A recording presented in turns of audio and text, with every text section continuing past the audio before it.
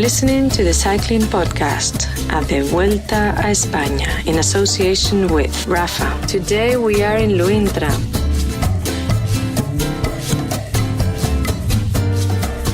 Hello, my name's Richard Moore. I'm with Fran Reyes. Hello, Richard. Hello, listeners. Hello, Fran. Doesn't feel like Spain. No, this is Galicia. This is, we can pair this up with the Brittany and at some moments also with Great Britain. Well, that makes sense because Lionel spent the first 9 days of Vuelta complaining about the heat. He was, I think, melting most days. Certainly not melting here. It's 16 degrees today, overcast. There was some rain at the finish. It's very un-Spanish and certainly very welcome. I'm enjoying it. It's very refreshing. Exactly. For you, this is local, normal weather, And for me, it's quite hostile, I am afraid that I'm not going to use my shorts anytime from here to the end of the Vuelta. But still, it's very nice to be in Galicia, where everything is green, Did you take a look at the gift they gave us today in the press room? I didn't get one. Oh, you didn't? No. No. Yeah. No. What was it? Well, we got, we the lucky ones, the popular people in the press room, we got a small figure of a sharpener. Because apparently this part of Orense is big on sharpening. This is... we are in pencil sharpening. No, not pencil. We are speaking about knife, But yeah, and so you got a knife sharpener. Yeah, no, I have the figure of a sharpener, but not anything I can sharpen with. But it is so beautiful. It is so decorative that we are going to put it in our car as a kind of lucky mascot. Well, I must go in and try and get one if it's free. Listen, today was really action packed. It was a lumpy stage, not a mountainous stage, almost like an Ardennes Classic, or perhaps a bit of a rehearsal for the World Championship road race coming up in Innsbruck. Because the first guy who attacked today was Vincenzo Nibali, who we've not seen a lot of in this race, wears number 1 on his back. But he seemed to be a man on a mission today, and he attacked several times. Perhaps also because there was some bad news that came out of his team. Bahrain Merida at the start this morning. Konstantin Siutsu, veteran rider who has been around, ridden for lots of teams, HC High Road, Team Sky, Dimension Data, has ridden for Bahrain Merida this year, out of contract, and is tested positive for EPO. Out of competition test on the 31st of July. I was interested to look. That was just after he'd ridden the Tour of Austria. And before he rode to San Sebastian, he started at San Sebastian but didn't finish. So pretty shocking news. An EPO positive. We don't get many of those, but that would be career ending for Siutsu if the B sample confirms the A sample. Even if he hadn't tested positive, it was probably the last year in Siutsu's career. Back in, I don't remember if in June or July, Brent Copeland already announced in Tutto Bici, Italian website, former magazine, that Siutsu was one of the men leaving the team. So it probably came down to a situation after a 17-year-long career as a professional cyclist. It probably came down to a situation where there was nothing to lose. So he played his chances, trying to find one latest pro contract. But well, it's a shame that he ends up his career like that. So Nibali riding away from the storm of the Siutsu positive as we rolled this morning out of Mombuey. Yeah, one of the small villages that we visit in Vuelta. A tiny place. On the course, 207.8 kilometres today, 4 categorised climbs, but that didn't really tell you an awful lot about just how hard today was. It was up and down all day long, very tough indeed, but very, very fast. I think 96 kilometres covered in the first 2 hours, and we were very early to finish. They were 40 minutes up on schedule by the end. Lots of attacking. One guy that suffered in all that attacking was Superman Lopez, the Astana leader, one of the big favourites here. He went off the back in a group, 130 down at one point. We'll hear what happened to him a little bit later on.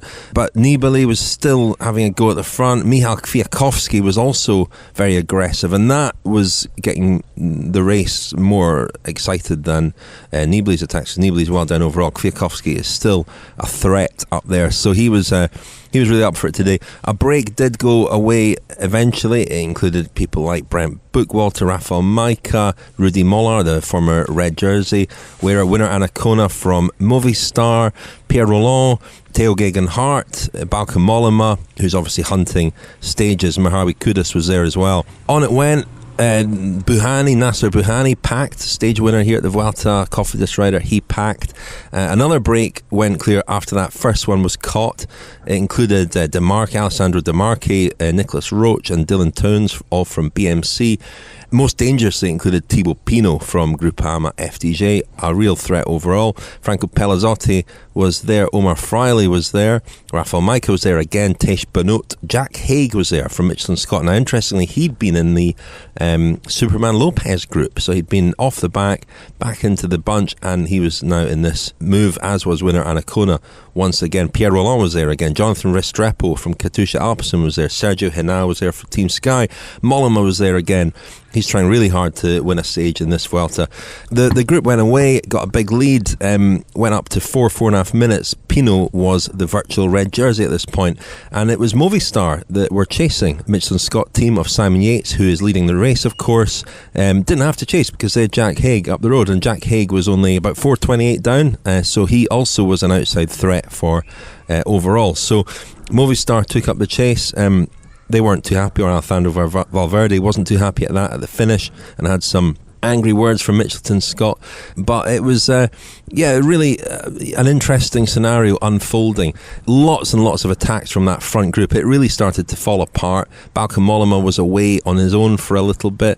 Pinot was the problem, because with the chase behind the riders in the break, most of them weren't happy that Pinot was with them because they were concerned about being caught. In the end, that didn't happen. It was a survivor from the breakaway, Alessandro De Marchi, who got away initially with his teammate Roche and also Restrepo, the Katusha rider. Roche sat up, went back. Restrepo eventually was dropped, and De Marchi rode to the finish alone to win the stage. From grand tours to group rides, the Champs-Élysées to coffee shops, Rafa exists to celebrate the world's most beautiful sport. Thank you very much to Rafa for sponsoring the cycling podcast. They host regular rides every day of the week from more than 20 clubhouses around the world. Over the next few weeks, these include the Cross Prestige Manchester, a 100-kilometre mixed terrain adventure around the best of the Northwest roads and single track, a Vuelta tribute ride from the New York hub, and a cyclocross skills clinic in Boulder, Colorado. Visit rafa.cc to find your local ride. And we'll maybe give you some more details of some of these rides as the Vuelta unfolds over the next 10 days or so. But Fran, a really enthralling stage today. Couldn't take my eyes off the TV. Yeah, I was still thinking of the Rafa Cycling Club, I wish I could go on a ride rather than all my morning runs that end up disappointing me because my legs don't get better as the Vuelta goes by, Anyway, the stage today was thrilling. There were a lot of things to see, a lot of night details to catch. I was particularly surprised with how good Mitchelton-Scott played their cards, because getting Jack Haig there was a masterstroke. Yes. A masterstroke, absolutely. And Pinot, he's not perhaps in the same form that he was in for most of the Giro until he collapsed at the end, but he had a go today. He said at the finish that he's not a calculating rider today. It did cost him effort and energy, but he doesn't regret that because he wanted to have a go. He'll have a go on other days. In the end, he was one of the few guys from the breakaway who did manage to stay clear, but all that effort was worth only about 20 seconds in the end. Yeah, but one can help but feel for him, because the moment where the breakaway began to disintegrate was because everyone was basically looking at him, waiting for him to do the best part of the job, because of course he was the main GC threat. He tried to go on a duo breakaway with Dylan Towns about 60 kilometers to go, but they didn't cooperate quite well, and the group of course organized to chase him. And afterwards, it was a matter of breaking away from him as he was trying to make the most out of the breakaway GC-wise. So, courageous effort One, we have to give a lot of value as spectators because it was entertaining and it did lead up the race for the best part of it. Well, you spoke to Nicolas Roche at the finish, who was, I mean, BMC had played it well as well today. They had numbers in that move and ended up winning the stage. Nicolas Roche, who today was announced to move as a mover. He is joining Team Sunweb, where he'll be an important teammate for Tom Dumoulin next year. But you spoke to him at the finish, Fran. Here is Nicolas Roche. Followed the good move earlier on with Pinot. Thank you.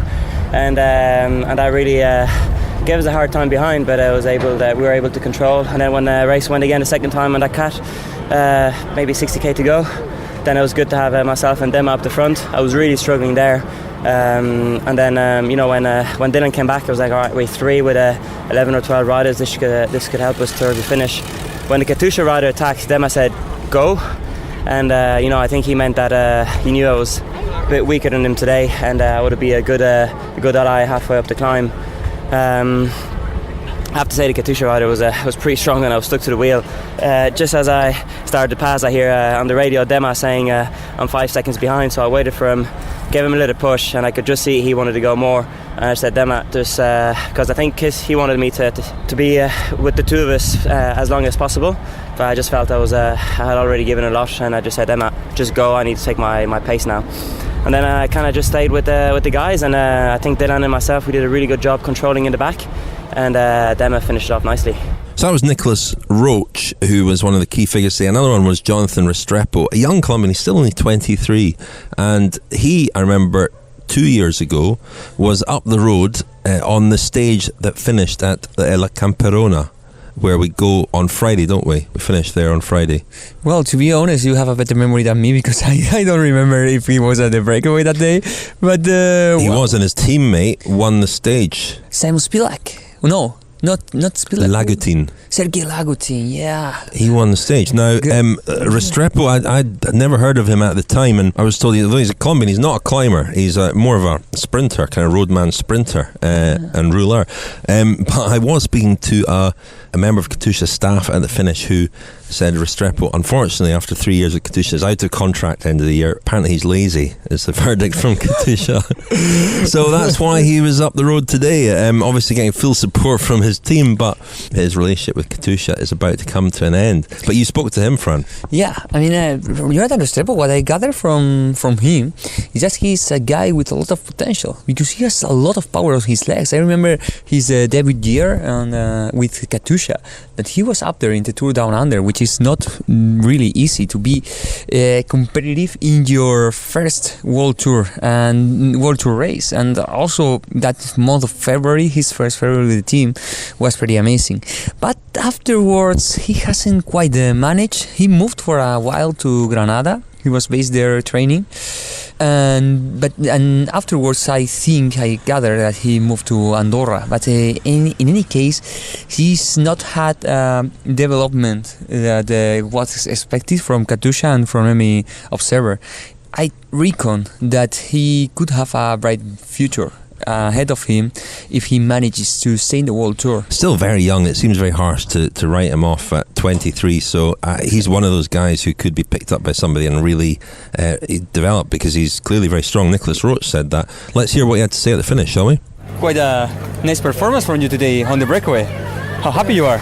Yeah, I am happy. The break was in high level. I am happy with my shape. I tried to do my maximum, but the market was the best in me, was better than me. How difficult was it to make into the break? Because we saw that the speed was crazy for the first 2 hours. I was really, really crazy. I flat tired in the first hour, in the first part of the race, and then I was spending a lot of energy for comeback in the group of Lopez. And then when I come back, I was directly to the break. Whole day full. Whole day. And which was the moment on which Demarchi did surrender you? In which moment did he break you? I attacked first in the last climb, and Nicolas Roche followed me, and then was Demarchi on me, and then we are together in the last climb, and we speak full gas for the last climb and 5K to go, and then we see that he attacked and I have a little bit cramps. Not possible to follow him, but was good. The Cycling Podcast is supported by Science in Sport. Beta Fuel, the new super fuel from Science in Sport, is a 2-to-1 maltodextrin to fructose isotonic drink that delivers 80 grams of carbohydrates per serving without upsetting your stomach. This formulation means your stomach can process more carbohydrates per hour than glucose alone would allow. And this could make all the difference to your ride, whether you're cresting the Alpe d'Huez or just crossing the line at your local sportive. Available on scienceinsport.com from July the 12th. Science in Sport, fueled by science.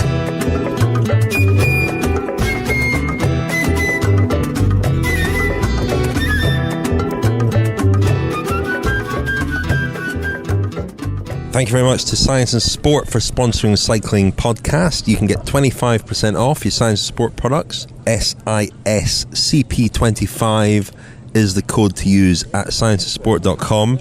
I've been joined by Daniel Friebe. Hello, Daniel. Hello. Had a few problems today, Daniel? Difficult day? I had problems even before today because yesterday I made a mistake in the podcast. Very rare mistake. Yeah, unusual. Unusual, that. Nobody picked up on it, Luíntra, where we are now, was in Castilla y León, and in fact it's in Galicia. So we're having some Galician wine. Correct, some Galician white, excellent white wine. Love it. So you had a Superman Lopez sort of a day, because he had a difficult day, and Fran was going to tell us what happened, but forgot to get him to do that in the last part of the episode. Fran's going to rejoin me for part 3. It's not very confusing, but let's just tell you briefly what did happen to Miguel Angel Lopez, to use his incorrect name. He collided with someone on the descent, and his derailleur got deviated, is the message I've got from Fran. Something happened to his derailleur.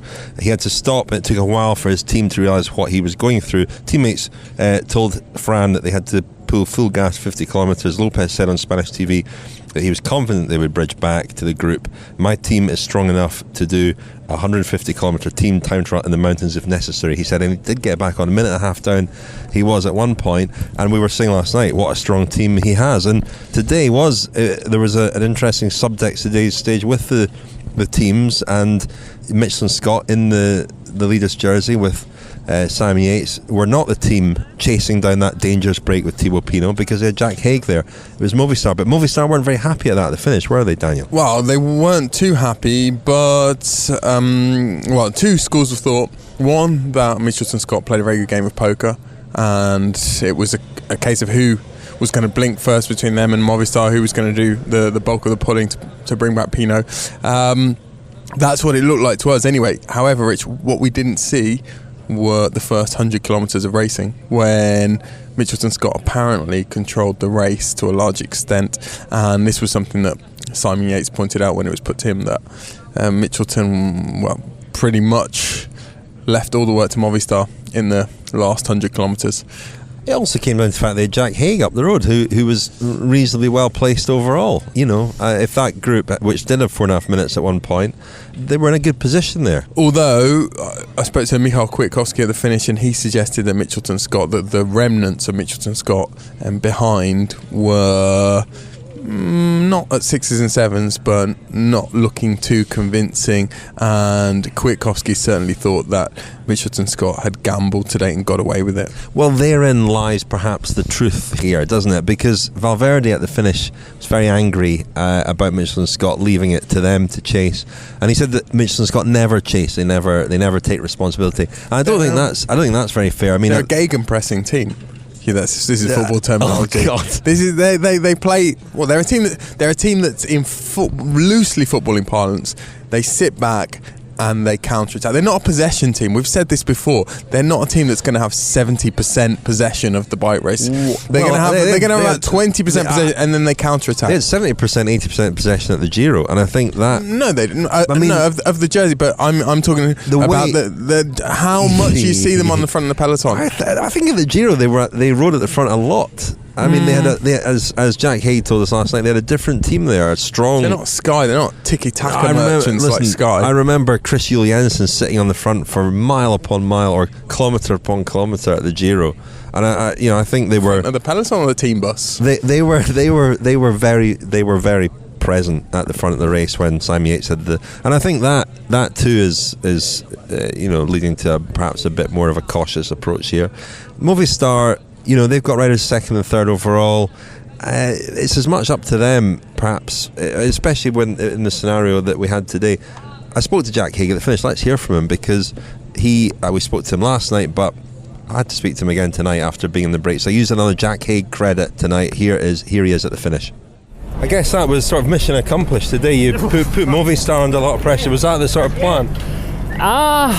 Yeah, I guess it's kind of mission accomplished in a roundabout way. It was an incredibly hard day, and everyone put a lot of pressure under us, to be honest, and Movistar.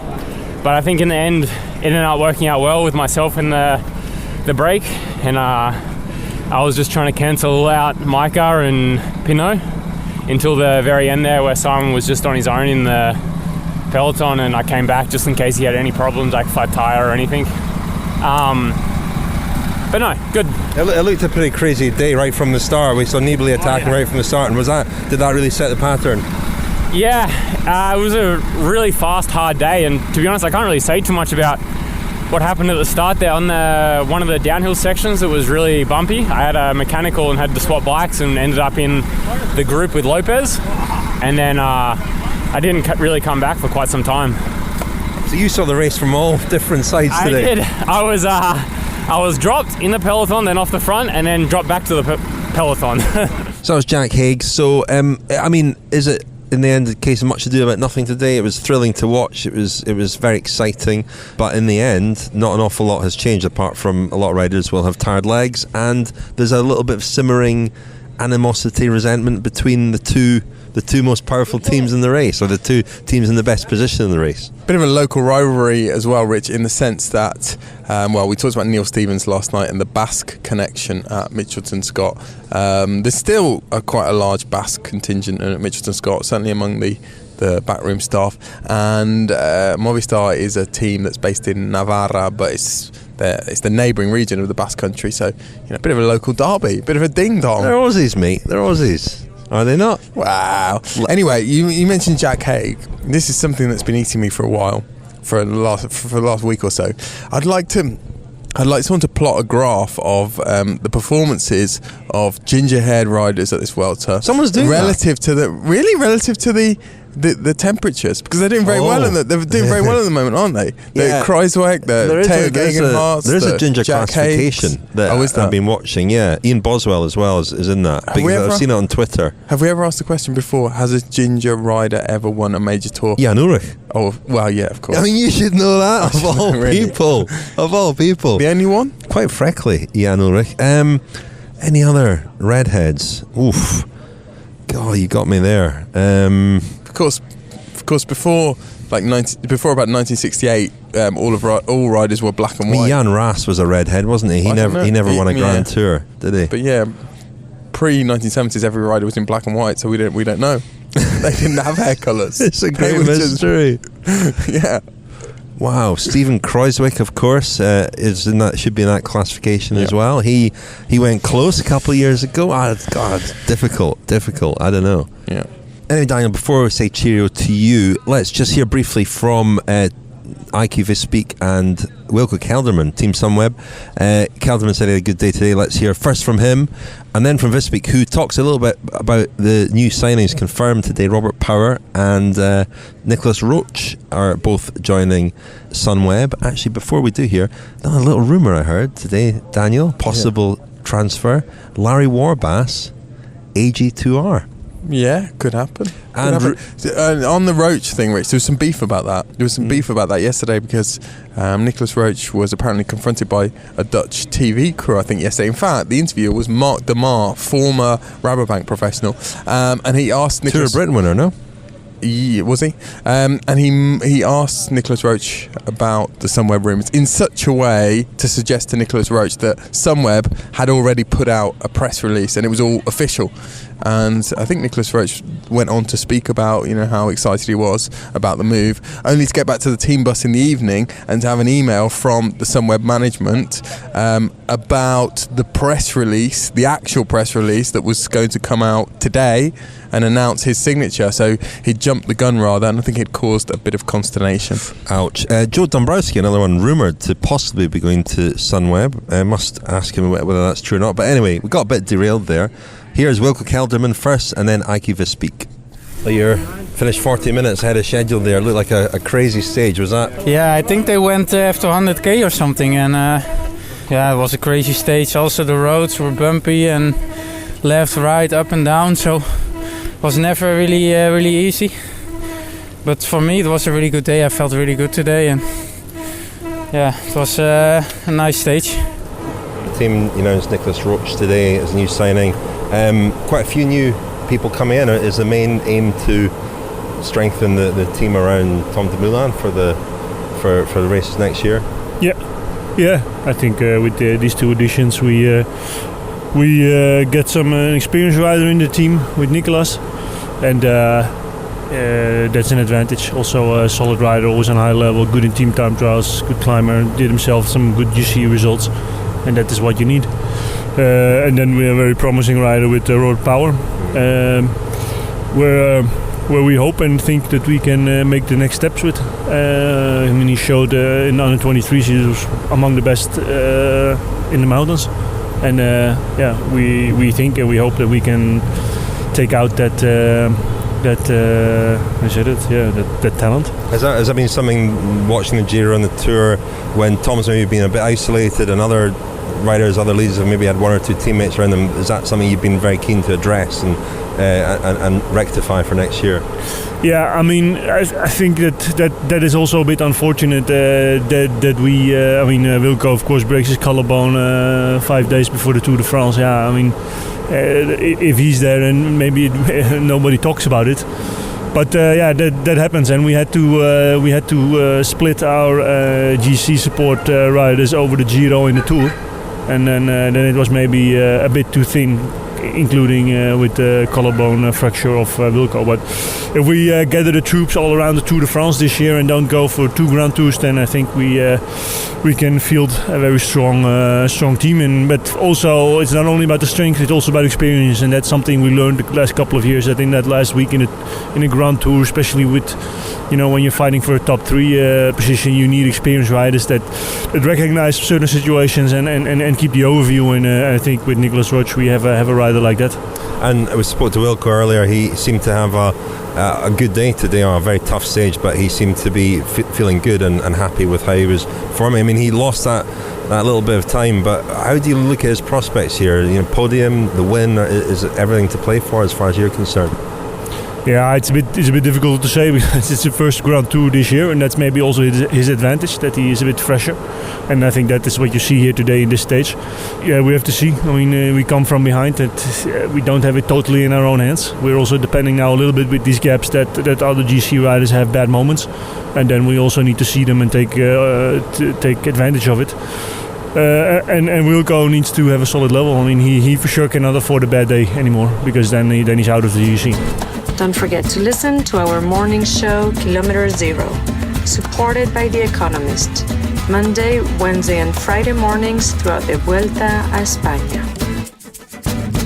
Little reminder there that we are releasing episodes of Kilometer Zero Mondays, Wednesdays and Fridays. So today's was a look back at the Movistar team from its origins in 1980 as Reynolds, a Spanish dynasty it's called. And we're on Wednesday, aren't we, today? So Friday will be something else we're working on at the moment. I'll reveal what that is tomorrow in tomorrow night's episode. Yeah, hold it. We are going to surprise everyone. Yes, we are. They're sponsored, the Kilometer Zero episodes are sponsored by The Economist. Thanks very much to them. And we should say that the artwork for these episodes is done by Grand Tour Art, and they've been illustrating each of our episodes of Kilometer Zero with some lovely illustrations. The Movistar one featured a painting of Nairo Quintana, and they're selling these on eBay to raise money for the Dave Rayner Fund. So do have a look, and if you fancy bidding for one of their pictures, go to eBay and have a look for them. Very good cause, of course, helping young riders.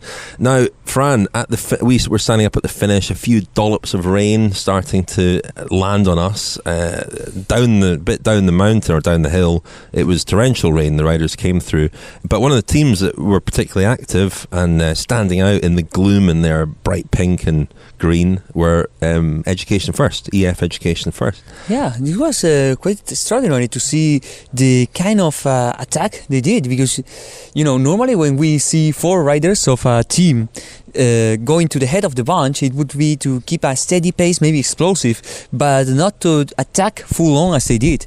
It was a good move because it caught everyone by surprise, but in the end I'm not sure it had the desired effect. Other than a statement of power, didn't bring a lot home for EF Education First. I wasn't really sure what they were doing, and it saw Michael Woods go off the front briefly on his own. I spoke to him at the finish and found out what it was all about. We knew it would be difficult. We talked about this in the team meeting, but it was even harder to think than a lot of people, including myself, expected. The first 2 hours was savage. I think we averaged 48k an hour with 2 categorized climbs. It was insane. What do you put that down to? I know Nibali was one of the first attackers, almost like he was using this as a rehearsal for the World Championships, we thought, but did that set the pattern for the rest of the race? I think Nibali, but I actually think the biggest instigator was Kwiatkowski. His attacks just meant that everyone had to follow. He's such a danger man. And then with Pinot getting up the road as well, it just meant that the pace had to continue despite the break being established. How did that move get away with such dangerous riders in it? Do you know? Everyone was just tired. Everyone was you could feel this complacency coming over the field. Everyone was just like, why are we still doing this? And then that's when the group went. And then Movistar obviously began to chase, but held the gap pretty steady. Was it a little bit more controlled at that point once the break had gone? Yeah, it was more controlled, but they had to ride such a hard tempo that, and the fact that the roads were so twisty and undulating, it meant that it was just still really grippy. Controlled is a terrible euphemism, isn't it? A bit of a misnomer for controlled, for sure. Yeah. And then you had to go yourself on the climb. I mean, the team to do quite a job leading into the finish there. What was the thinking there? Yeah, Simon did an amazing job in leading us into that climb. Simon's just an incredible road captain, and he took that role on today for us. The plan was for me to attack with Rigo on my wheel, but he just, I guess, missed the wheel a bit, and I tried to give him as much of a springboard as possible, but then I had a gap, and I wasn't going for the stage win at that point just because so many riders were up the road, but wanted to try and be a bit of a foil for Rigo for as long as possible. And even though the gap opened up, there were only about, I think, 12 riders by the time we crested that climb, so I'm happy with the move just because Rigo's now sitting in a better position. And how are you feeling after your crash and stuff? Are you getting over your injuries? Yeah, I've had a rough last few weeks just with crashes, but now I feel like I'm really coming around. I really wanted to use this race as building as an opportunity to build for the World Championships. I actually initially wanted to come into this race as a GC contender, but just with the crash to Utah, it really set me back, and so I kind of reset my focus and now think World Championships and the Italian Classics. So that was Mike Woods. The plan had been to launch Iran, and as you say, Fran, it perhaps wasn't so much to gain him time over everybody else, but to catch some people out, because it wasn't a climb that perhaps people would have been too nervous about. It was a pretty straightforward climb up to the finish, but it was in a moment in the race where one or two people, and in fact, there were a couple of splits. I mean, Emmanuel Buchmann, first crack from him today, he lost a few seconds just by being in the wrong place in that climb. And my favorite, Fabio Aru, he also lost a handful of seconds. He's still going to win though, isn't he? Yeah, Aru. He's still winning, but he's a clear favourite. Exactly, but it's going to be so exciting to see he come back from the 13th place of the GC and stand atop the podium in Madrid with his second red jersey. It's going to be amazing to witness that. Yeah, absolutely. Michael Woods, I spoke to, he's recovering from his crashes. It's a shame that we're not really seeing him at his best. I think he's kind of regretting that, obviously, because he rode so well here at the Vuelta last year. I think it's a race that, if everything goes well for him, really does suit him. So it's it's a pity that we're not seeing him at his best. But if he continues to recover, then maybe we'll see him. We'll see quite a lot of him in the final week. Yeah, this is Vuelta España is a great occasion for EF Education First to reassert themselves. They've brought here a very good team, especially for the mountains. I'm sure that in this second half of the Vuelta, they are going to be a factor. And if Rigoberto Urán is at his best, which at this point we don't really know, he can well land a podium spot and maybe even win his first Grand Tour, the first Grand Tour of his career. Who knows? That would be huge. Bottas Tractor has only one Grand Tour. It's if I am Ryder Hesjedal at the Giro. Just returning to yesterday, Fran, because it was yet another quick step victory yesterday, 60th of the season. Elia Viviani winning at the Vuelta, with Julian Alaphilippe also winning the Tour of Britain. We didn't really talk at all about Viviani and Quickstep. I went and found Viviani this morning to speak to him about the win and about what's changed for him, because he's gone from being one of the sprinters, one of many, to being really quite dominant this year, and whether he's obviously part of a great team that knows how to win and look after him, but I wondered if also he is a different athlete. Here's what he said at the start this morning. A team dedicated to work for you as they did yesterday. Michael Morkov in particular seems to be a very good lead-out man for you. Yeah, both these two guys, so they make the difference. So I have a good group around me, have made the difference on all my results this year. I think I'm not stronger than last year. For sure the confidence comes with the win, but with the body and with the performance I'm not so much stronger than last year. So the valors are almost the same. So that team around me, the feeling, the pressure to be a leader, everything around me and how the team is with me, so that makes the difference. That's interesting. You think that physically you're pretty much the same athlete?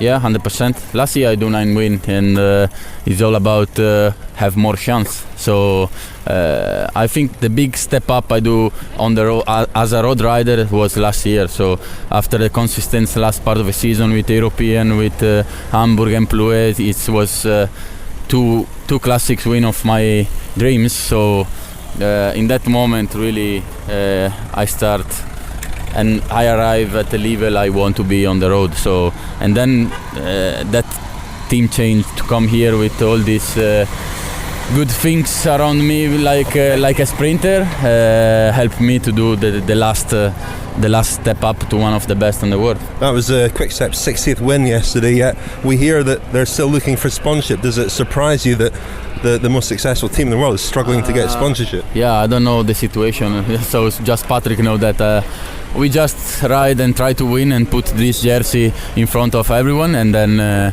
we will see. I'm sure we are in a team where they sponsor looking, because the most successful team, and we want to go to broken this record of the team win. So yeah, I think it's Patrick's job. We need just to win and give to him all the material he can to go to find a big sponsor. You know, Rich, the impression I gather every time I see Quickstep sprinting and a Quickstep sprinter being the dominant one in a Grand Tour or in a stage race in general, is that they could have any sprinter aligned in the race and they would still win. I mean, in this case it's Elia Viviani, who is of course, in my opinion, the best sprinter of the season so far, but in the Tour de France it was Ribeira, and if they had brought here Fabio Jakobsen, Álvaro Hoch, I feel that they would still be winning. The same, yeah. It doesn't almost matter the identity of the rider. And you made the point earlier, Fran. It was Matteo Trentin last year who was a quick step rider and was against a field that wasn't so strong in terms of sprinters. He was the dominant one. So it's maybe the team rather than the rider. And Viviani kind of said that. I also asked him about the sponsorship situation, because there was a story yesterday that Patrick Lefevere has got a 4 to 5 million euro hole in his budget for next year. He's looking for a sponsor, and this is the reality of cycling, that you are punished for success as a team, because the better you do, the more it costs you. And so if every year that Quickstep have a year like this where they have lots of riders winning lots of races, the costs of running that team go up. or you lose all these riders and have to start again. And it's a very, very difficult situation, and that's a subject that may well feature in a Kilometre Zero next week. Do you think we could do something like that? I'm thinking about it, Fran, working on that, working on these plans at the moment, but no, we've got one that we're working on for next week on this very subject. But yeah, fascinating. And Viviani, well, we think he's possibly got another chance tomorrow, don't we? Well, tell me about tomorrow's stage. Yeah, I mean... Before you do, actually, Fran, tell me about today's stage, because you noticed something, or something was brought to your attention about the elevation in today's stage. Well, the elevation game. Well, there is always this discussion in every Vuelta about how the road book is a bit misleading with some of the facts it has on it, and there are on it, and particularly with the elevation game data. Today it was estimated to be around 2,000 or 2,200 meters of elevation gain, whereas the reality, according to what some riders uploaded to Strava, went as far as to 3,600 meters of elevation. That's 50% more, and that makes a huge difference. What was a mid-mountain stage might be a real mountain stage altogether. And as for tomorrow, it might be a similar case, because it's a run down to the coast to finish in the Sacra de Bares, which, if I recall correctly, and if I don't, we will put it down to the 60% accuracy statement, is the northernmost point of the Iberian Peninsula, Sacra de Bares. I was speaking to Pablo Torres, local rider. He's from Coruña and rides here for Burgos PH, modest Spanish pro-continental team. And he told me that the terrain was actually quite lumpy and that there are several hills that are very steep. So that might disrupt the plans of the teams that want to force a mass sprint. In any case, the profile suggests that there won't be that much of a problem, and that we will see a showdown with Viviani, Trentin, and so on. Well, before we go tonight, I want to just mention the shows that we've got coming up in November. If you haven't got tickets, they're selling fast. November the 12th at the Clapham Grand in South London, and November the 27th in Cardiff. Both events are on if you go to events on our website, thecyclingpodcast.com, you can sign up there. And as I say, tickets going pretty fast for Cardiff, especially. There aren't too many left for that one. So do get your tickets there. In London, we will be joined by Amara Terra, the Italian band. I think we'll be joined by Fran Reyes as well, won't we? Well, it's possible, but I like to keep my options open, People will be asking for refunds. Yeah, I know, but I may put on my own show back in Granada. Oh, right. Who knows? Yeah. I mean, let's compete. Head to head, as long as it's not in London. Anyway, that's all for tonight. Thank you very much, Fran. We've got a long drive to our hotel tonight, haven't we? Yeah, we do, but we are going to sleep in Lugo, which is one of the most unremarkable cities in Spain, in my opinion. The most unremarkable? Yeah, so it's good that we are going to arrive late. That's really tantalising. And we're heading towards the coast ourselves, heading north still. Yeah. So this weather might continue with any luck. Yeah, if it's great to sleep while hearing the rain powering. Fantastic. So, yeah. Okay. Autumn is coming.